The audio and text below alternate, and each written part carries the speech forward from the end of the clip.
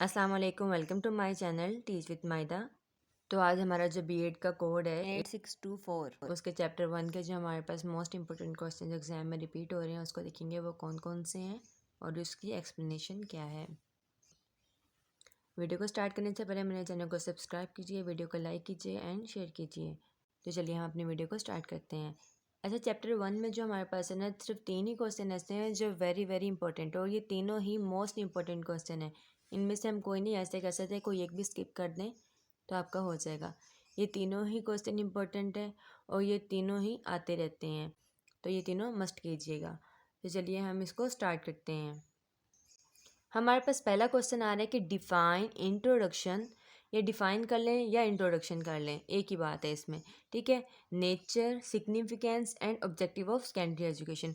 हम यहाँ पे सेकेंडरी एजुकेशन की बात करेंगे। चैप्टर 1 ये 8624 जो बुक है ये है सेकेंडरी एजुकेशन पर।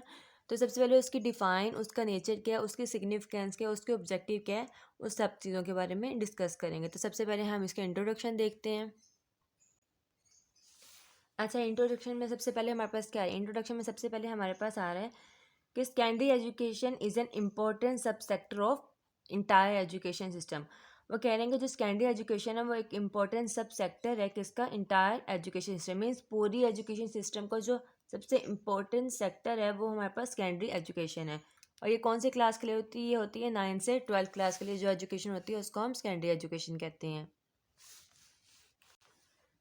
It act as a feeder for further level of education.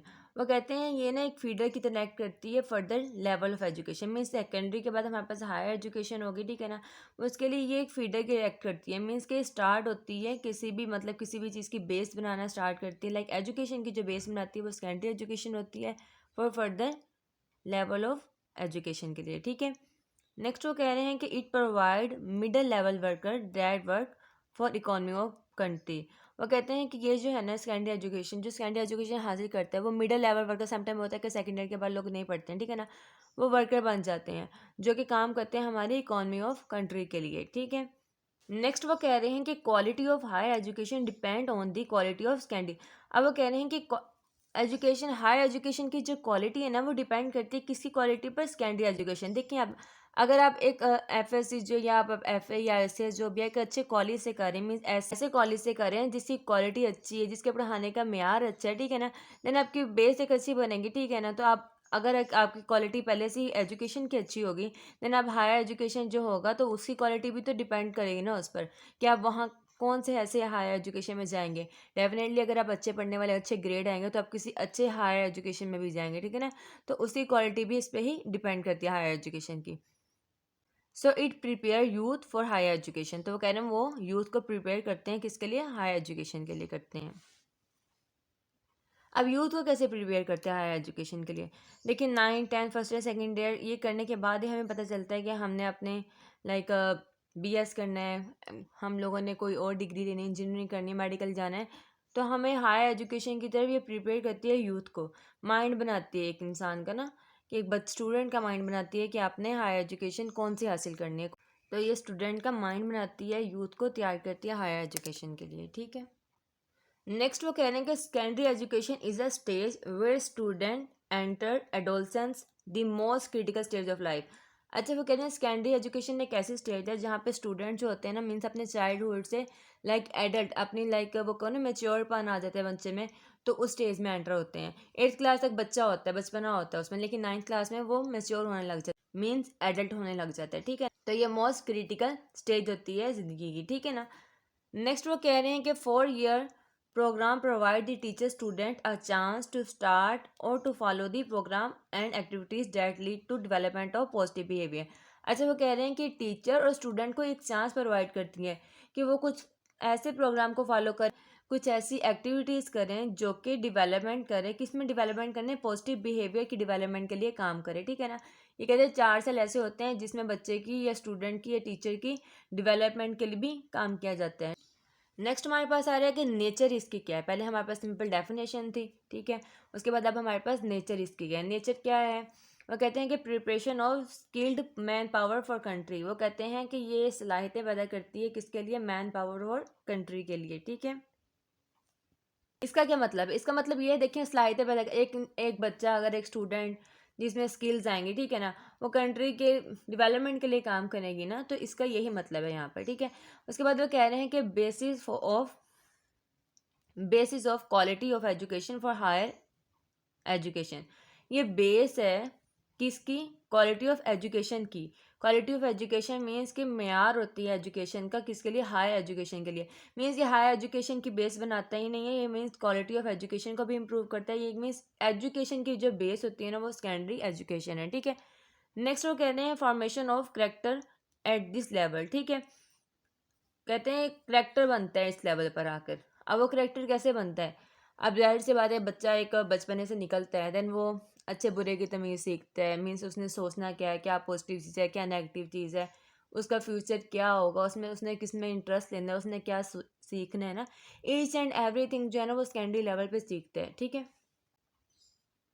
उसके बाद कहते हैं foundation of future leadership. Means के फ्यूचर लीडरशिप यही है ना, कि वो अपना फ्यूचर क्या बनाएगा, वो किस फील्ड की तरफ जाएगा। तो ये जो फाउंडेशन, उसकी बुनियाद भी सेकेंडरी लेवल पर रखी जाती है, ठीक है। नेक्स्ट वो कह रहे हैं कि stress should be lead upon nature of learning process. वो कहते हैं कि इनको स्ट्रेस भी दिया जाता है, इस बात किस बात पे स्ट्रेस दिया जाता है? कि लर्निंग के प्रोसेस पे। डेफिनेटली उनको जब कहा जाएगा कि पढ़ें सीखें, देन अगर उनमें मतलब लाइक एक वो कहना शौक पैदा हो जाएगा, देन वो ज़्यादा से ज़्यादा सीखेंगे, तो उन पर स्ट्रेस भी उनको लेड अपॉन किया जाता है, ठीक है। New method technique should be use to meet challenge of modern time. वो कहते हैं कि न्यू मेथड, न्यू टेक्निक जो हमारे पास है ना, वो उनको यूज़ करनी चाहिए, डेवलप करनी चाहिए। किसके लिए डेवलप करने के? कोई चैलेंज आ रहा है। देखिए मॉडर्न टाइम में आजकल चल रहा है, ठीक है ना। मॉडर्न टाइम में जो चैलेंज आ रही है, उसको फेस करने के लिए ना न्यू मेथड और टेक्निक को भी यूज़ करना चाहिए। नेक्स्ट हमारे पास आ रहा है कि इसकी सिग्निफिकेंस क्या है। सिग्निफिकेंस में सबसे पहले कह रहे हैं कि secondary education occupy the most critical position in education system. वो कह रहे हैं जो सेकेंडरी एजुकेशन है वो ऑक्यूपाई करता है सबसे ज़्यादा critical position in education system. अच्छा, बात वही आ रही है घुमा फिरा के कि सेकेंडरी एजुकेशन एजुकेशन की बेस है, और ये सबसे ज़्यादा क्रिटिकल पोजीशन ऑक्यूपाई करता है एजुकेशन सिस्टम में, ठीक है। अगर आपको कॉन्सेप्ट क्लियर होगा ना, तो आप अपने से इसको लिख सकते हैं। ये जो हमारे पास बीएड है ना, इसका कॉन्सेप्ट ही अगर आप सब्जेक्ट क्लियर कर लेंगे, देन आपको अपने से लिखना आ जाएगा, ठीक है। तो अपने कॉन्सेप्ट को क्लियर कर लें। अच्छा, फिर नेक्स्ट वो कह रहे हैं कि ऑक्यूपाई अ मिडवे पोजीशन। अब मिडवे पोजीशन कैसे? देखिए ना, प्राइमरी और हाई लेवल के दरमियान में सेकेंडरी एजुकेशन होती है, तो ये मिडवे दरमियानी कोई पोजीशन है, ठीक है। उसके बाद वो कह रहे हैं कि between primary and higher education, वही बात है कि प्राइमरी एजुकेशन के दरमियान जो है बिटवीन चाइल्डहुड एंड एडल्ट। अच्छा, सिर्फ प्राइमरी और हायर एजुकेशन के दरमियान में नहीं है, बचपने और जवानी के दरमियान वाली जो पोजीशन होती है, मीन्स एक हायर एजुकेशन पे एक बच्चा प्रॉपर मेच्योर हो जाता है, ठीक है ना। और जो 8th क्लास से नीचे होते हैं वो बच्चा बचपना होता है। लेकिन जो मिड वे सिचुएशन होती है ना, वो होती है सेकेंडरी एजुकेशन, जब वो हासिल करता है, ठीक है ना। तो ये वो एक भी मिड वे पोजिशन होती है।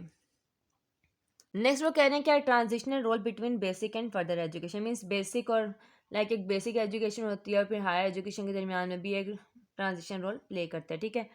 Terminal stage. टर्मिनल स्टेज का मतलब होता है कि आप लोग ना इसके बाद लाइक एक कनेक्शन होता है बिटवीन हायर एजुकेशन के दरमियान में, ठीक है ना। ठीक है ना, अगर आप एफएससी करें, प्री मेडिकल करें, देन आपको पता होगा कि मैंने मेडिकल फील्ड में जाना है, ठीक है ना। तो वो एक कनेक्शन बना, आप प्री मेडिकल रखेंगे तो ही मेडिकल फील्ड में जाएंगे ना, तो वो एक कनेक्शन बना देगा। तो इसको कहते हैं टर्मिनल स्टेज, ठीक है। नेक्स्ट वो कह रहे हैं सेंसिटिव स्टेज होती है, ठीक है। उसके बाद वो कह रहे हैं कि नीड ऑफ गाइडेंस। गाइडेंस की तो बहुत ज़रूरत होती है। क्यों? अगर आपको कोई ऐसा मिल जाए जो आपकी रहनुमाई गलत करे, ठीक है ना। मीन्स अगर आपको कोई फोर्स करे कि अगर आप मेडिकल में जाएं लेकिन आप इंजीनियरिंग में जाना चाहते हैं, तो फिर आपका कैरियर तो मतलब लाइक आप इंटरेस्ट ही नहीं लेंगे अपनी चीज़ में, ठीक है ना। तो आपका कैरियर तो तबाह हो जाएगा एक किस्म का। तो आपको कहते हैं कि कोई ऐसा अच्छा कोई गाइड करने वाला मिल जाए जो आपको बताएगा कि आप इस तरफ जाएंगे तो आपका ज़्यादा बेहतर रहेगा। तो ये यहाँ पे बहुत ज़रूरी होती है। कैरियर की मतलब लाइक बुनियाद ही यहाँ पे बनती है। आप लोग साइंस रख लें, आर्ट्स रख लें, या कोई और टेक्निकल फील्ड रख लें, देन उसकी बेस जो होती है ना, वो यहीं से बनती है कि आपने यहीं पर ही लाइक डिसीजन लेना होता है कि आपने क्या चूज़ करना है, ठीक है ना। तो आपको रहनुमाई की बहुत लाइक एक हेल्पर की बहुत ज़रूरत होती है जो आपको अच्छे से गाइड कर सके, ठीक है। उसके बाद आ रहा है कि जनरल ऑब्जेक्टिव क्या है। जनरल ऑब्जेक्टिव क्या है? To provide opportunity for all young people to obtain secondary education. अब इसका जनरल ऑब्जेक्टिव ये है कि अपॉर्चुनिटी मीन सहूलियात फ्राहम करना तमाम यंग पीपल के लिए कि ऑब्टेन हासिल करें secondary education the knowledge and skill appropriate to their needs and ability. वो कहते हैं जो नॉलेज है ना और जो स्किल है उनके लिए मुनासिब है, किस लिए, उनकी ज़रूरियात के लिए, उनकी काबिलियत के लिए। तो इसलिए ज़रूरी है कि वो सेकेंडरी एजुकेशन हासिल करें और हमें उसको अपॉर्चुनिटी यंग पीपल को प्रोवाइड करनी चाहिए। ठीक है। नेक्स्ट वो कह रहे हैं to be a mean to achieve national unity and national objective of development. कहते हैं ये एक ज़रिया है नेशनल यूनिटी को ऑब्टेन करने का, अचीव करने का। ठीक है। और नेशनल ऑब्जेक्टिव की डेवलपमेंट के लिए। नेक्स्ट वो कह रहे हैं कि to raise quality of life, means के लाइफ की क्वालिटी को भी इंक्रीज करता है, मीन्स बढ़ाता है। ठीक है। To serve a preparatory for high education, means के हाई एजुकेशन के लिए हमें प्रिपेयर करता है। ठीक है ना। उसके बाद है to improve the learning thought, हमारी सोच सलाहियत जो समझने की सोचने की जो सलाहियत है ना उसको भी इम्प्रूव करता है। ठीक है। उसके बाद वो कह रहे हैं to make the student aware of the real life situation, means के रियलिटी को बताता है कि रियल में क्या क्या हालात होंगे, आपको क्या क्या फेस करना होगा, तो इस बारे में भी वो आपको आगाह करता है। नेक्स्ट वो कह रहे हैं पर जनरल ऑब्जेक्टिव थे, आप स्पेसिफिक ऑब्जेक्टिव है वो कौन सा है कि डेवलप एबिलिटी टू कम्युनिकेट, बात करने की सलाहियत को डेवलप करता है। Encourage the urge to inquire, means के अर्ज का मीन्स ये है कि आपके ड्रीम्स जो होते हैं उसको हासिल करने के लिए इनकरेज करता है। ठीक है। उसके बाद है गेन पर्सनल सेटिस्फिकेशन, आपको जब अपना पता है कि आपने आपका एम क्या है देन आपको पर्सनल सेटिस्फिकेशन भी होगी। ठीक है। उसके बाद कहते हैं डिवेलप सेंस ऑफ रिस्पॉन्सिबिलिटी, कि आपको जिम्मेदारियों का एहसास कराता है। ठीक है। उसके बाद वो कह रहे हैं कि develop sense of personal identity, एक पहले आपको एक अपने पेरेंट्स से पहचान की जाती है ना, फिर आपको होता है कि नहीं मेरे अपने नाम हो, कोई डॉक्टर हो, कोई इंजीनियर हो, देन क्या कहते हैं अपनी खुद की पहचान बनाने की भी सेंस देता है कि आपने अपनी खुद की पहचान बनानी है। ठीक है। उसके बाद है provide experience of art and science, के आर्ट्स रखने हैं या साइंस रखने हैं उसका एक्सपीरियंस जो आपको प्रोवाइड करता है। उसके बाद है develop understanding of their nature culture etcetera, means कि अपने नेचर को अपने कल्चर को समझने की भी सलाहियत देता है। ठीक है। उसके बाद वो कहते हैं अचीवमेंट ऑफ प्लेयर ऑफ अल्लाह। ठीक है ना। इसका मतलब है कि अल्लाह की खुशनुदगी हासिल करने के लिए भी हमें जो कहते हैं वो इंकरेज करते हैं कि ऐसे हम सच बोलेंगे, अच्छे काम करेंगे, तो इंसाफ से काम करेंगे तो अल्लाह की खुशनुदगी हासिल करेंगे। ठीक है। उसके बाद है to understand the social moral and spiritual values, means अपने social moral and spiritual values को भी समझने की सलाहियत देता है। ठीक है। तो ये फर्स्ट क्वेश्चन था जिसमें नेचर, हमने significance, objective, each and everything के बारे में देखा था सेकेंडरी एजुकेशन के।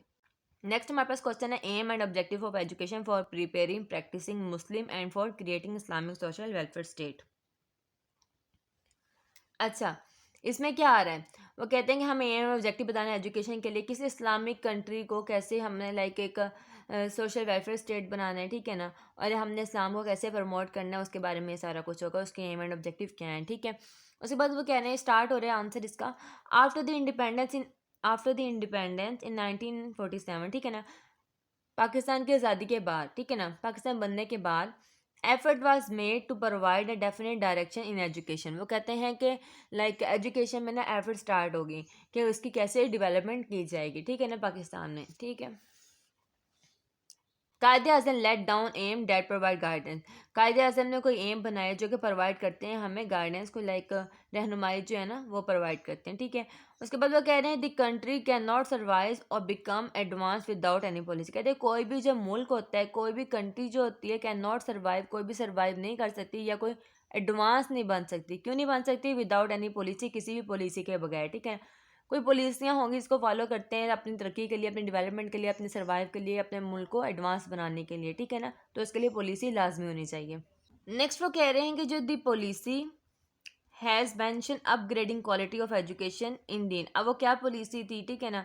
पॉलिसी ये थी कि कोई पॉलिसी बनाई गई, उसमें यह था कि जो दीन है ना मदारिस में उसको प्रमोट किया जाएगा। नाज़िरा कुरान जो है वो कंपलसरी हो जाएगा, एक कंपलसरी सब्जेक्ट होगा, कहाँ से 1 to 8 क्लास तक। ठीक है ना। उसके बाद कह रहे हैं while at secondary level translation of some verses will be offered, means वो कह रहे हैं कि जो सेकेंडरी 9th क्लास से जो होंगे ना उनकी ट्रांसलेशन कुछ आयात होंगे जिनकी ट्रांसलेशन करवाई जाएगी। ठीक है। मीन्स उनका तर्जमा पढ़ा करवाया जाएगा। Furthermore, desire of Qaid have been reflected in Constitution of Islamic Republic Pakistan and relevant article are। अच्छा, कहते हैं कि कायदे आज़म की जो डिज़ायर थी वो रिफ्लेक्ट की गई हैं कि इस्लामिक रिपब्लिक को, पाकिस्तान को कैसे डेवलप करना है। कुछ आर्टिकल थे, वो आर्टिकल में क्या क्या था वो देखते हैं। सबसे पहले क्या था? सबसे पहले ये था कि to make teaching of holy Quran and Islamiyat compulsory in order to encourage and facilitate the learning of Arabic language and to secure correct printing of holy Quran. वो ये कह रहे हैं कि होली कुरान की जो तालीम है, इस्लामियत की जो तालीम है, उसको कंपलसरी करना जाए किया जाएगा। क्यों? इन ऑर्डर टू इनकरेज हौसला अफजाई करने के लिए या फैसिलिटेट करने के लिए दी लर्निंग ऑफ अरबी लैंग्वेज। अरबी लैंग्वेज को मीन्स हमारी इस्लाम जो अरबी है उसकी ज़ुबान को इनकरेज करने के लिए, उसको लाइक सीखने के लिए जो है ना, ये इस्लामियत की तालीम जो है उसको कंपलसरी किया जाएगा। ठीक है। उसके अलावा वो कह रहे हैं कि सिक्योर करेक्ट प्रिंटिंग। ठीक है ना। वो कहते हैं होली कुरान के जो है ना, लाइक जो सही एक पब्लिश होना, मीन्स के कोई गलत पब्लिश ना हो जाए, तो उसके लिए भी काम किया जाएगा। ठीक है। नेक्स्ट वो कह रहे हैं कि provide basic necessities of life settlement.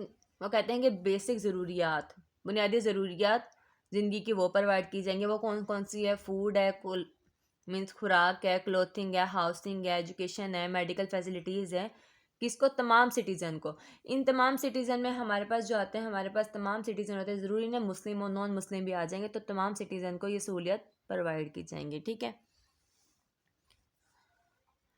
Next वो कह रहे हैं कि remove illiteracy and provide fee for secondary education. वो कहते हैं गुर्बत को मिटाना है और फ़ी प्रोवाइड करनी है किसके लिए? सेकेंडरी एजुकेशन के लिए, कि means at least secondary education तक तमाम जो पीपल है ना वो एजुकेशन हासिल कर लें। ठीक है ना। Enable the people of different areas through education to participate in development of park. वो कहते हैं कि इतना लोगों को काबिल बना दें, हर एरिया के लोगों को इतना काबिल बना दें। किससे काबिल बना दें? एजुकेशन के ज़रिए, कि वो पार्टिसिपेट कर सकते हैं इन डेवलपमेंट ऑफ पाकिस्तान, पाकिस्तान की डेवलपमेंट के लिए काम कर सकें। ठीक है ना। हमारे पास है ऑब्जेक्टिव। ऑब्जेक्टिव क्या कह रहे हैं? To make the Quranic principle in Islamic practice as an integral part. वो कहते हैं जो कुरान के असूल हो गए ना, जो कुरान में असूल दिए गए हैं, या इस्लामिक जो प्रैक्टिस है उसको हमने इंटीग्रल पार्ट, एक ज़रूरी हिस्सा बनाना है। ठीक है। To ensure all girls and boys desire of entering secondary education get basic right. वो कहते हैं कि जो गर्ल्स और बॉयज़ हैं उनमें ये शऊर मीन्स उनमें एक ख्वाहिश पैदा करनी है कि वो एटलीस्ट अपनी सेकेंडरी एजुकेशन हासिल करें, कि सेकेंडरी एजुकेशन में एंटर हों। ठीक है। और गेट बेसिक राइट। ठीक है। नेक्स्ट वो कह रहे हैं कि develop the opportunity for institute के लिए, मीन्स इदारों के लिए अपॉर्चुनिटी को डेवलप करना। नेक्स्ट वो कह रहे हैं to improve the quality of the technical vocational education. जो वोकेशनल और टेक्निकल एजुकेशन होते हैं ना, उनकी क्वालिटी को भी इम्प्रूव करना। तो ये इसके ऑब्जेक्टिव थे। तो ये हमारे पास सेकंड क्वेश्चन था। आप देखते हैं हमारे पास थर्ड क्वेश्चन कौन सा है। हमारे पास थर्ड क्वेश्चन है secondary education in Pakistan. Secondary education in Pakistan में वो क्या है? सेकेंडरी एजुकेशन वो कह रहे हैं कि जो है after the primary education student continues to secondary education they must choose one of the two type of education. वो कह रहे हैं कि प्राइमरी एजुकेशन के बाद जो है ना स्टूडेंट जो है ना वो कंटिन्यू करता है अपनी सेकेंडरी एजुकेशन, और सेकेंडरी एजुकेशन के हमारे पास टू टाइप्स हैं। अब डेफिनेटली एक स्टूडेंट दोनों टाइप तो चूज़ नहीं कर सकते ना, एट ए टाइम वन ही टाइप जो है ना वो चूज़ कर सकता है। तो वो कह रहे हैं कि वो एक टाइप को चूज़ करेगा। तो हमारे पास पहली टाइप कौन सी? पहले हमारे पास टाइप है जनरल सेकेंडरी एजुकेशन, और दूसरी कौन सी है? Vocational secondary education. अब पहले सबसे पहले हम जनरल सेकेंडरी एजुकेशन को देखेंगे, फिर हम वोकेशनल सेकेंडरी एजुकेशन को देखेंगे। सबसे पहले हमारे पास है जनरल सेकेंडरी एजुकेशन। इसमें क्या वो कह रहे हैं इट कॉन्सिस्ट टू फेज होता है, एक मैट्रिक और एक इंटर। ठीक है। 9th क्लास होती है, 10th होती है, फिर फर्स्ट ईयर और सेकेंड ईयर होती है। इसके टू फेज हैं। अब मैट्रिक सर्टिफिकेशन में क्या आ रहा है? वो कहते हैं it start after completion of lower secondary school. ठीक है ना। मीन्स लोअर सेकेंडरी स्कूल में इनके 8th क्लास क्लियर करने के बाद ही आप 9th में एडमिशन ले 9th क्लास में एडमिशन ले सकते हैं ना। ठीक है ना। और इसको उस टाइम ना मतलब आप भी इसको मैट्रिकुलेशन सर्टिफिकेट के नाम से भी जाना जाता है। ठीक है। इसकी जो है ना 2 ईयर ड्यूरेशन होती है, 2 साल इसका मतलब लाइक ड्यूरेशन होती है। ठीक है ना। और ये कौन सा ग्रेड होता है? ये 9th और 10th ग्रेड होता है। ठीक है। और इसमें 8 सब्जेक्ट होते हैं। अब कौन से होते हैं? इंग्लिश होते हैं, उर्दू, इस्लाम, मैथ एंड पाकिस्तान स्टडी। ये जो होते हैं ना 4 ये कंपलसरी होते हैं, और जो 4 होते हैं वो इलेक्टिव सब्जेक्ट होते हैं। वो इलेक्टिव सब्जेक्ट कौन कौन से हैं? अब इलेक्टिव सब्जेक्ट में हमारे पास होता है साइंस है, ठीक है ना, आर्ट्स हैं और टेक्निकल है। इसके 4 इलेक्टिव सब्जेक्ट। अगर साइंस रखने तो साइंस के 4 elective subject, math, physics, chemistry, bio. Arts हैं तो आर्ट्स के होंगे। ठीक है ना। और अगर टेक्निकल हैं तो टेक्निकल के होंगे। ठीक है। उसके बाद वो कह रहे हैं कि हायर सेकेंडरी स्कूल सिस्टम। ठीक है ना। पहले मैट्रिक था, अब हायर सेकेंडरी स्कूल सिस्टम है। इसमें भी वो कह रहे हैं कि जो ड्यूरेशन है इसकी जो होती है वो 2 साल होती है, और जो इसका ग्रेड होता है वो होता है 11th एंड 12th। ठीक है ना। 11th एंड 12th ग्रेड के लिए होती है। ठीक है। उसके बाद वो कह रहे हैं जो इसके होते हैं, इसके अंदर होते हैं 7 सब्जेक्ट होते हैं। ठीक है। और वो कह रहे हैं जो 7 सब्जेक्ट होते हैं वो कौन कौन से हैं? इसमें जो 7 सब्जेक्ट है ना, इसमें 7 सब इंग्लिश है, उर्दू, इस्लाम, मैथ, एसएसटी, और जिसमें 3 इलेक्टिव हैं। मीन्स वही चारों सब्जेक्ट जो मैट्रिक में कंपलसरी थे वो यहाँ पे भी कंपलसरी होंगे, लेकिन जो 3 होंगे वो इलेक्टिव होंगे। लेकिन यहाँ पे जो इलेक्टिव सब्जेक्ट है ना उसकी लाइक उसमें कोई चॉइसेस ज़्यादा हैं। जैसे उसमें सिर्फ साइंस, आर्ट्स और टेक्निकल थी, इसमें लेकिन इलेक्टिव सब्जेक्ट की चॉइसेस ज़्यादा हैं। अब वो कौन कौन से हैं? कहते हैं अगर कॉमर्स है, कॉमर्स में वो कह रहे हैं अकाउंटिंग एंड इकोनॉमिक और स्टैटिक होगा। ठीक है ना। Accounting, economic and static. ठीक है। अगर जनरल है तो उसमें मैथ, फिजिक्स एंड इंफॉर्मेटिव होगा। ठीक है। अगर ह्यूमैनिटीज़ है, ठीक है ना, तो उसमें क्या होगा, सोशल साइंस होगा, जैसे कि साइकोलॉजी होगा, जियोग्राफी होगा, हिस्ट्री हो गया, ठीक है। और अगर प्री मेडिकल है, प्री मेडिकल में क्या होगा, बायो होती है, केमिस्ट्री एंड फिजिक्स, और प्री इंजीनियरिंग में मैथ्स होती है, केमिस्ट्री एंड फिजिक्स सेम रहेंगे, ठीक है। तो ये इलेक्टिव सब्जेक्ट है किसके लिए, हायर सेकेंडरी स्कूल के लिए। उसके बाद वो कहने के बोर्ड एग्जाम, बोर्ड एग्जाम का मीन्स के बोर्ड एग्जाम ईयरली होते हैं, ठीक है ना। फर्स्ट ईयर 1 साल पढ़ने के बाद हमारे पास लास्ट में जो हमने कंप्लीट बुक के पेपर देने होते हैं उसको कहते हैं board exam. 9th 10th first year second year in चारों के बोर्ड एग्जाम होते हैं। नेक्स्ट है वोकेशनल, वोकेशनल वो अब पहले हमने पढ़ी थी कि जनरल सेकेंडरी एजुकेशन, अब हमारे पास वोकेशनल सेकेंडरी एजुकेशन क्या है। Student can choose vocational education, it is offered by vocational and technical training institute. वो कहते हैं स्टूडेंट जो है वोकेशनल एजुकेशन चूज़ कर सकती है, और वो कौन ऑफर करते हैं, वो वोकेशनल या टेक्निकल ट्रेनिंग जो एजुकेशन इंस्टीट्यूट होते हैं वो ऑफर करते हैं। इसकी भी हमारे पास ड्यूरेशन जो होती है वो 2 साल होती है। इसमें सब्जेक्ट कौन से, इंग्लिश होता है, उर्दू होती है, इस्लामियत होती है, फिजिक्स, मैथ, ठीक है ना। ये ट्रेड थेरी में जो आपने जिस चीज़ में एक्सपर्ट होना है उसकी थेरी होगी या उसका प्रैक्टिकल होगा। अच्छा, अब ये जो होता है ना, इसमें हम लोग लाइक अगर कोई वुड वर्कर बनना चाहता है, ठीक है ना, या कोई ऑटो मैकेनिक बनना चाहता है, तो उसको पहले वो सीखेगा, ठीक है ना, फिर उसकी प्रैक्टिकल करेगा। तो ये तमाम चीज़ें जो है ना इस वोकेशनल में आ जाती हैं। उसके बाद उसके जो एग्ज़ाम होते हैं ना वो भी वोकेशनल या जो हमारे पास होते हैं टेक्निकल इंस्टीट्यूट होते हैं वो ही मैनेज करते हैं, ठीक है। तो ये चैप्टर 1 के मोस्ट इंपॉर्टेंट क्वेश्चन थे, ठीक है। अगर आपको मेरी वीडियो अच्छी लगी है देन मुझे कमेंट करके लाजमी बताइएगा कि आपको मेरे पढ़ाने का मेथड कैसे लगा है। एंड मेरी वीडियो को लाइक कीजिए, मेरे चैनल को सब्सक्राइब कीजिए, वीडियो को शेयर कीजिए। थैंक यू, अल्लाह हाफिज़।